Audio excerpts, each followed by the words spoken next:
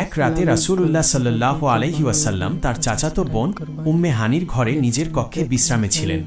সেই সময় হঠাৎ দুইজন ফেরেশতা হযরত জিবরাইল আলাইহিসসালাম এবং হযরত মিকাইল আলাইহিসসালাম এসে তাকে জাগিয়ে তুললেন। এরপর তাকে প্রথমে হাতিমে কাবার কাছে নিয়ে গেলেন এবং তারপর জমজম কূপের পাশে শুইয়ে দিলেন।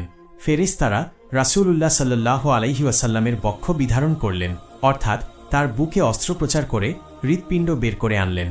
তারপর জমজমের পবিত্র পানি দিয়ে সেটিকে ধুয়ে পরিষ্কার করলেন। এ প্রক্রিয়ায় তার হৃদয়ের ঈমান এবং হিকমত সঞ্চার করে সেটিকে পুনরায় যথাস্থানে স্থাপন করলেন। এই কাজের মূল উদ্দেশ্য ছিল তাকে ঊর্ধ্বজগতের পরিবেশ সহ্য করার উপযোগী করে তোলা, আল্লাহ তাআলার দর্শনের জন্য শক্তি দান করা এবং আল্লাহর কালাম শ্রবণ করার ক্ষমতা অর্জনে সক্ষম করা। এরপর বুরাক নামক এক বিশেষ বাহনকে আনা হল। এর গতি ছিল অবিশ্বাস্য। তার একটি পদক্ষেপে দৃষ্টির শেষ সীমানা অতিক্রম করত।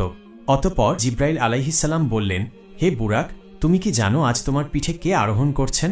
তোমার পিঠে এখন যিনি সওয়ার হচ্ছেন তিনি হচ্ছেন সাইয়্যিদুল মুরসালিন, আল্লাহর প্রিয় নবী মুহাম্মদ সাল্লাল্লাহু আলাইহি ওয়াসাল্লাম। তার চেয়ে সম্মানিত কোনো বান্দা তোমার পিঠে আগে কখনো সওয়ার হননি। জিবরাইল আলাইহিসসালামের এই কথা শুনে বুরাক লজ্জায় অবনত হয়ে পড়ল এবং তার শরীর ঘামে ভিজে গেল। অতঃপর নবী করিম সাল্লাল্লাহু আলাইহি ওয়াসাল্লাম বুরাকে আরোহণ করে বাইতুল মাকদিসের উদ্দেশ্যে যাত্রা শুরু করলেন। তার সাথে ছিলেন হযরত জিবরাইল আলাইহিসসালাম এবং হযরত মিকাইল আলাইহিসসালাম। যাত্রাপথে রাসূল সাল্লাল্লাহু আলাইহি ওয়াসাল্লাম একটি বৃদ্ধার পাশ দিয়ে অতিক্রম করছিলেন।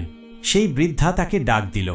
তখন হযরত জিবরাইল আলাইহিসসালাম বললেন, হে নবী, আপনি এগিয়ে যান, এর প্রতি ভ্রুক্ষেপ করবেন না।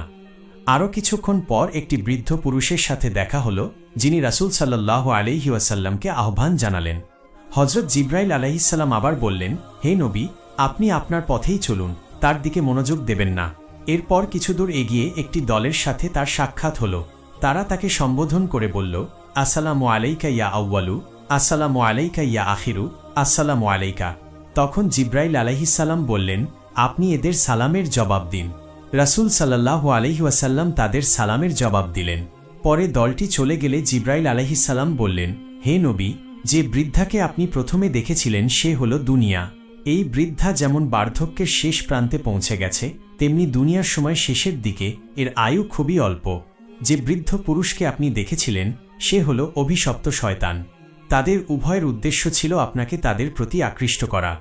এরপর তিনি ব্যাখ্যা করলেন, তৃতীয়বার যে দলের সাথে আপনার সাক্ষাৎ হয়েছে এবং যারা আপনাকে সালাম দিয়েছেন তারা ছিলেন হযরত ইব্রাহিম আলাইহিসসালাম, হযরত মুসা আলাইহিসসালাম এবং হযরত ঈসা আলাইহিসসালাম। এরপর রাসূলুল্লাহ সাল্লাল্লাহু আলাইহি ওয়াসাল্লাম পুনরায় যাত্রা